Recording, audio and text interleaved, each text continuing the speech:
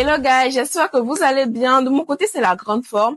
Excusez-moi pour mon absence, je me sentais vraiment patraque et je me suis dit que ce serait préférable de prendre du temps pour moi, me reposer, pour revenir en pleine forme que de faire des vidéos alors que l'énergie n'y est pas et forcément vous le ressentirez, voilà. Donc je suis de retour aujourd'hui avec une bonne énergie, avec l'envie de vous partager une histoire parce que oui, ce ne sera pas une vidéo où je donne des conseils ou un truc du genre. Il y en aura bientôt sur la chaîne, je vais essayer de maintenir ce rythme-là parce que c'est assez nul de faire une vidéo, d'attendre un mois, de revenir faire une vidéo de 5 minutes, après de disparaître, c'est vrai. J'arrive pas à m'imposer un rythme, mais on va travailler tous ensemble sur ça, voilà. Et aussi, on est maintenant plus de 200, comme vous l'avez remarqué. Tout contente. J'espère vraiment que la communauté va s'agrandir, qu'on sera encore plus nombreux sur la chaîne et je vous remercie de vous abonner en masse. Ceux qui arrivent aujourd'hui sur cette vidéo, qui ne m'ont jamais vu, abonnez-vous. Ceux qui ont l'habitude de me voir et qui s'abonnent pas, abonnez-vous aussi s'il vous plaît, voilà. Aussi, likez la vidéo. Et l'histoire que je vais vous raconter, c'est la suite de cette vidéo-là. Si vous ne l'avez pas encore vue, allez la voir. C'est une pépite. Elle a dépassé les 300 vues dernièrement. Ça veut dire que c'est une bonne vidéo.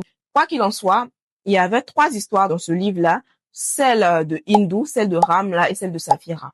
Bien sûr, l'histoire de Ramla est la première, mais j'ai raconté celle de Hindu, qui est celle du milieu parce que elle m'a le plus touchée, parce que je voulais vraiment vous partager ce que j'ai ressenti lorsque je l'ai lu. Aujourd'hui, je me suis dit que ce serait bien de passer à la suite, de vous raconter l'histoire de Ramla, ensuite celle de Safira pour clore définitivement le roman. Parce que oui, on peut pas commencer un roman, on explique une histoire, après on passe à un autre, on termine jamais. Asseyez-vous bien, c'est le moment de liker la vidéo si vous ne l'avez pas encore fait. Et passons maintenant à l'histoire. Générique.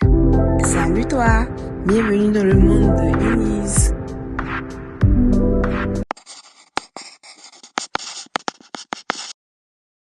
Ramla est une jeune fille camerounaise de 17 ans. Elle est issue d'une famille de 30 enfants. Son père se nomme Aladji Boubakari et sa mère se nomme Daziel.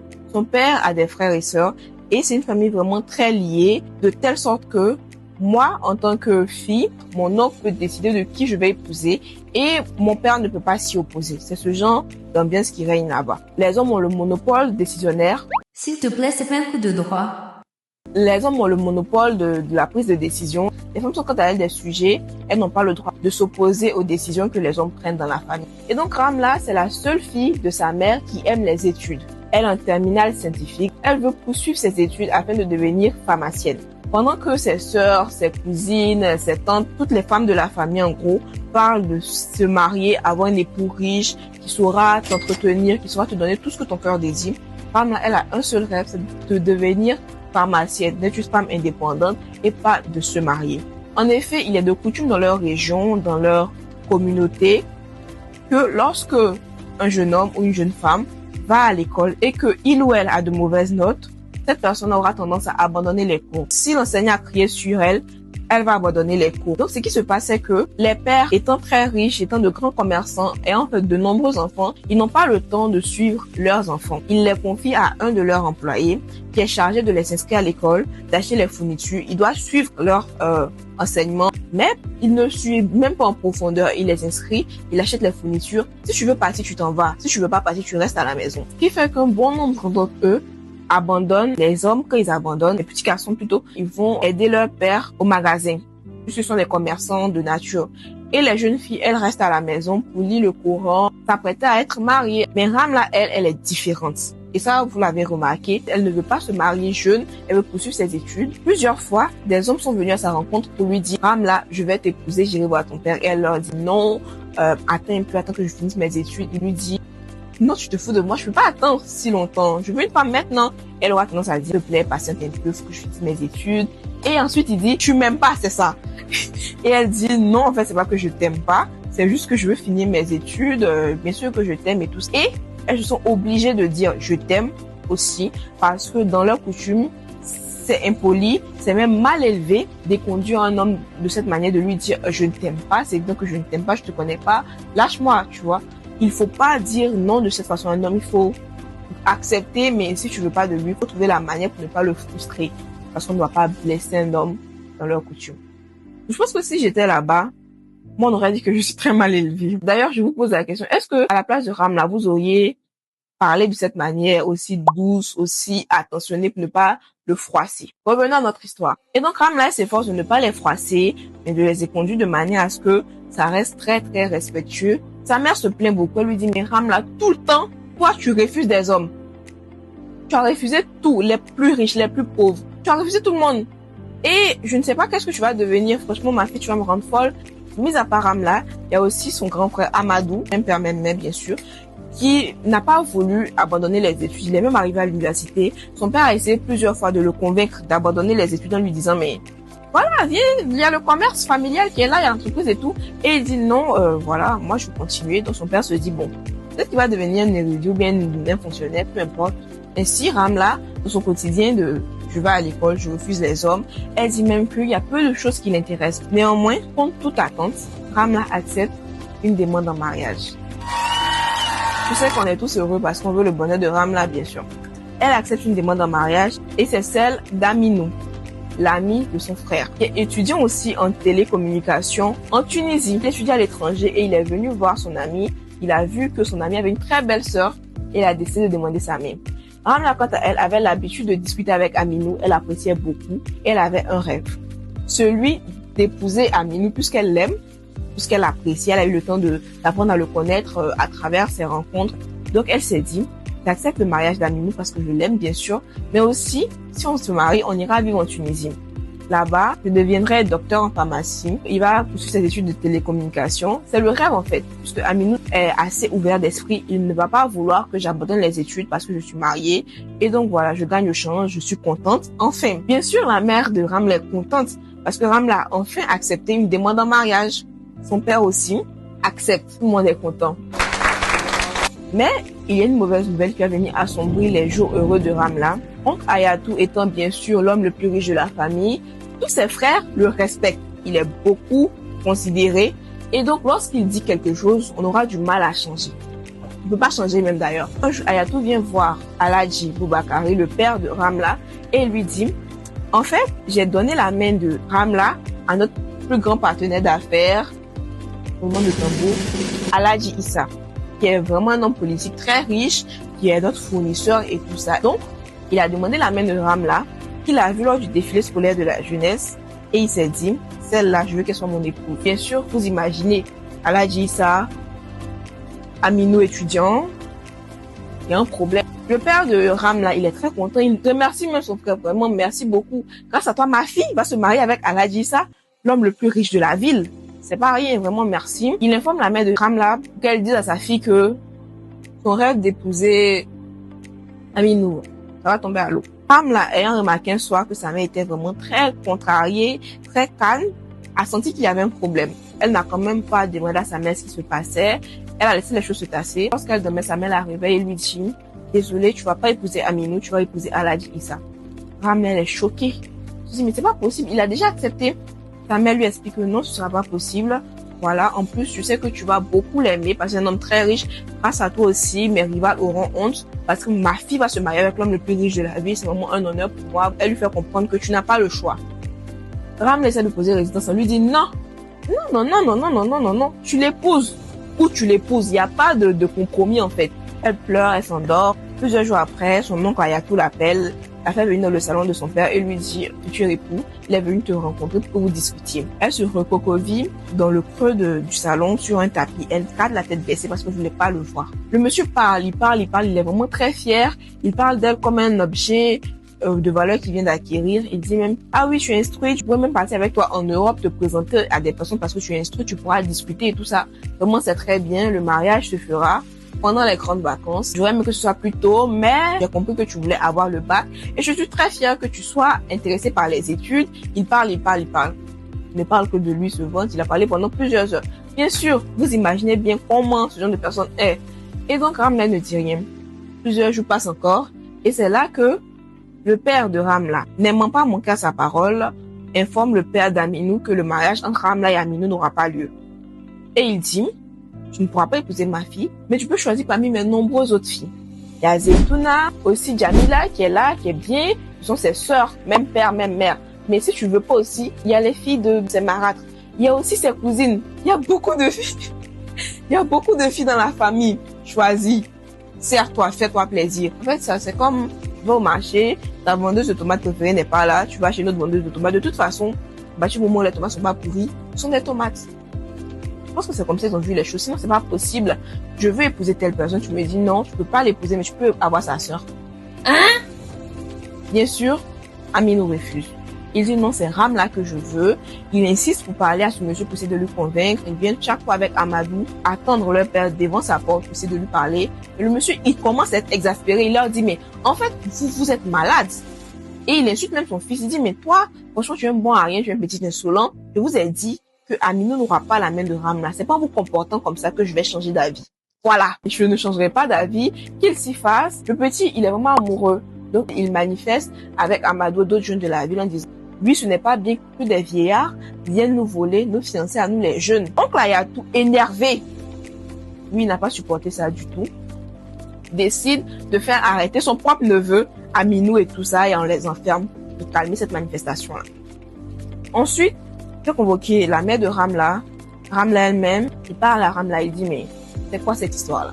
Moi, franchement, je pensais que tu étais intelligente. Fille de rien, il ose lui dire ça. Fille de rien, tu ne mérites même pas cet homme-là et on te donne la chance de l'épouser. Tu dis que tu aimes ton voyou.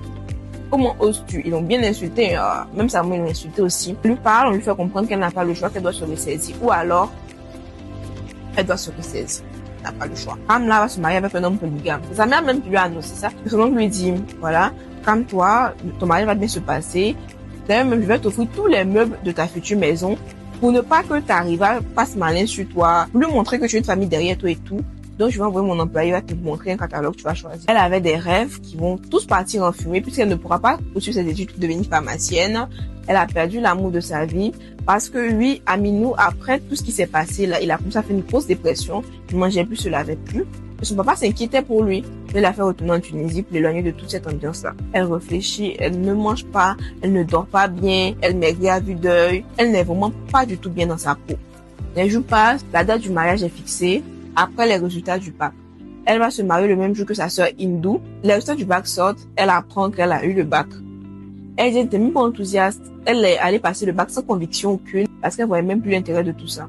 Après l'annonce des résultats du bac, son époux fait venir une femme du Tchad spécialement pour prendre soin d'elle, s'occuper d'elle avant le mariage.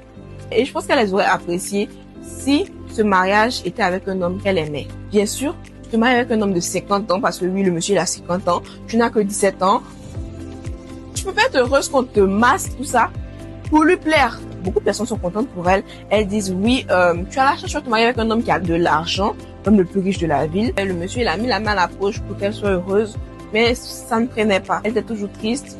Un soir même elle parle avec sa maman, elle lui dit maman je vais me suicider. Sa mère lui dit en fait tu es bête parce que si tu refuses de te marier, moi je pourrais être répudiée. Ce serait comme si j'étais mal éduquée. Pense à tes frères et soeurs qui vont rester de ce repère de Louvre avec tes belles-mères qui sont méchantes. Pense à tout ce qu'elle pourrait faire à tes petits frères, à tes petites sœurs. Et bien sûr, Ramla se souvient que chaque fois qu'une épouse de son père était répudiée, les enfants souffraient beaucoup de l'absence de leur mère. Mais pense aussi à tous les avantages que tu auras. Je pense que quand tu seras mariée, tu vas être heureuse, tu vas l'aimer. Ramla comprend que quelque chose qu'elle va dire à sa maman, ça ne va pas la faire changer d'avis. Elle est très malheureuse. Sa mère lui a même fait comprendre que si Aminou t'aimait, il serait pas parti, il serait resté à côté de toi. La veille du mariage, il lui offre une Mercedes, voilà, comme cadeau de mariage. Il fait venir des sacs de friandises. Son esthéticien finit ses soins en lui faisant des tatouages au henné sur la main, sur le dos, sur le buste, sur les pieds, tout ça, avec des initiales de son épouse, ça et là. Et elle lui fait comprendre que oui, ton époux va vraiment aimer tout ça et tout. Et on écrivait des versets sur des planchettes qu'on faisait brûler et on mettait ces cendres là dans de l'eau qu'elle devait boire pour la rendre agréable à son époux, pour faire d'elle une bonne épouse, etc. On l'a vraiment préparé au mariage de sorte à ce que le mariage réussisse. Mais c'est difficile quand tu veux pas que le mariage réussisse. Qu'elle se lave avec pour la protéger du mauvais œil, de la jalousie de son épouse, parce que son épouse est une femme très jalouse. Elle est connue comme la femme la plus jalouse de la ville de Maroua. Oui, elle n'a jamais voulu que son époux ait une deuxième femme. Son époux était monogame pendant des années. On la connaît comme une femme qui connaît tous les marabouts de Maroua. Elle ne recule devant rien pour que son époux reste à elle seule. Et donc, Ramla, elle a réussi à rendre cet éternel monogame polygame. C'est incroyable en fait. Ramla, elle est adulée. On lui dit, waouh, cette femme-là qui veut pas que son mari ait une deuxième épouse, tu as réussi. C'est que vraiment, tu n'es pas n'importe qui. Vraiment. On la félicite pour ça. Sa mère est fière d'elle. Ses marades, bien sûr, sont jalouses. On la prépare donc à aller dans un foyer où il y aura, bien sûr, du tumulte, puisque sa rivale est connue comme une femme qui n'aime pas se laisser faire, qui veut pas comprendre son mari. Je me dis, si vous savez ça, pourquoi vous l'emmenez là-bas? Après tous ces préparatifs, elle sort le soir pour aller prendre l'air parce que ça fait des jours qu'elle est enfermée, qu'elle ne peut pas sortir de la maison. Elle voit alors sa sœur Hindu. Ce passage est dans cette vidéo-là. Les deux discutent. Hindu lui fait comprendre qu'elle ne veut pas se marier avec Mubarak parce que Mubarak est un homme violent, qui a même abusé de la servante de sa mère et donc elle a peur. Les deux discutent un peu, ensuite chacune regagne sa chambre. Le lendemain matin, le mariage se fait. Aladji Issa a donné une dot de 10 têtes de bœuf, pendant que Mubarak a donné une dot de 200 000 francs. Après la cérémonie, leurs tantes font bouillir de l'eau qu'elles vont utiliser pour faire leur bain. Elles revêtent ensuite de très belles tenues, elles sont maquillées, parées de leurs plus beaux bijoux. Après cette préparation, elles sont amenées dans le salon de leur père pour que leurs oncles et leur père donnent les conseils suivants. Respectez vos 5 prières quotidiennes. Lisez le Coran afin que votre descendance soit bénie. Craignez Dieu. Soyez soumis à vos époux. Épargnez vos esprits de la diversion. Soyez pour lui une esclave et il vous sera captif. Soyez pour lui la terre et il sera votre ciel. Soyez pour lui un champ et il sera votre pluie. C'est toujours elle qui est en bas en fait. Soyez pour lui un lit et il sera votre case. En bas. Ne boudez pas. Ne méprisez pas un cadeau, ne le rendez pas. Ne soyez pas colérique. Ne soyez pas bavarde. Ne soyez pas dispersés. Ne suppliez pas. Ne réclamez rien. Soyez pudique. Soyez reconnaissante. Soyez patiente. Soyez discrète. Valorisez-le afin qu'il vous honore. Respectez sa famille et soumettez-vous à elle afin qu'elle vous soutienne. Aidez votre époux. Préservez sa fortune. Préservez sa dignité. Préservez son appétit.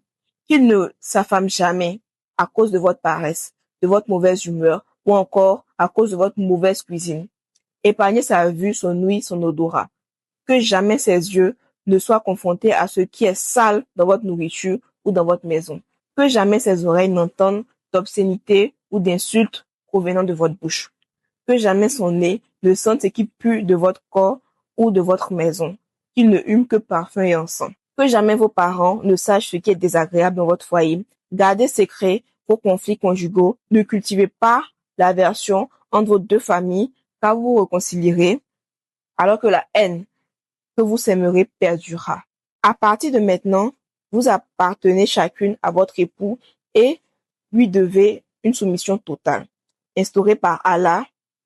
Sans sa permission, vous n'avez pas le droit de sortir, ni même celui d'accourir à mon chevet. Ainsi, et à cette seule condition, vous serez des épouses accomplies. Souvenez-vous toujours que, pour rester agréable à son époux, à chaque entrevue, une femme doit se parfumer de son parfum le plus précieux, se revêtir de ses plus beaux atouts, s'orner de ses bijoux et bien plus encore.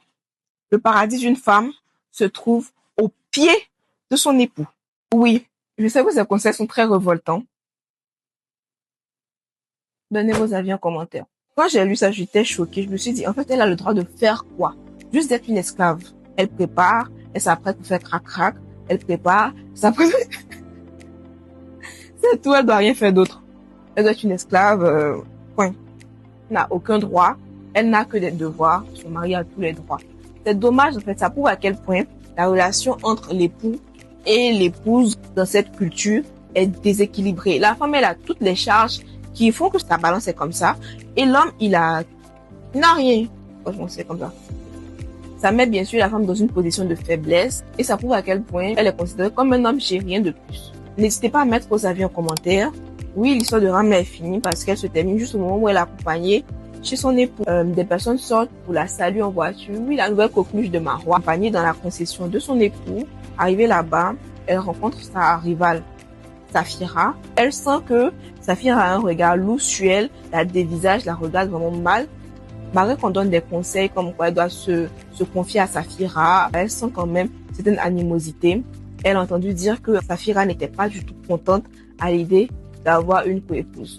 Donc, dans la prochaine vidéo, vous connaîtrez la suite de l'histoire parce qu'on saura comment va se passer le quotidien de Ramla et Safira en tant que coépouse. Merci d'être resté jusqu'à la fin de la vidéo. Je sais que la vidéo est assez longue. J'espère vraiment qu'elle vous a plu.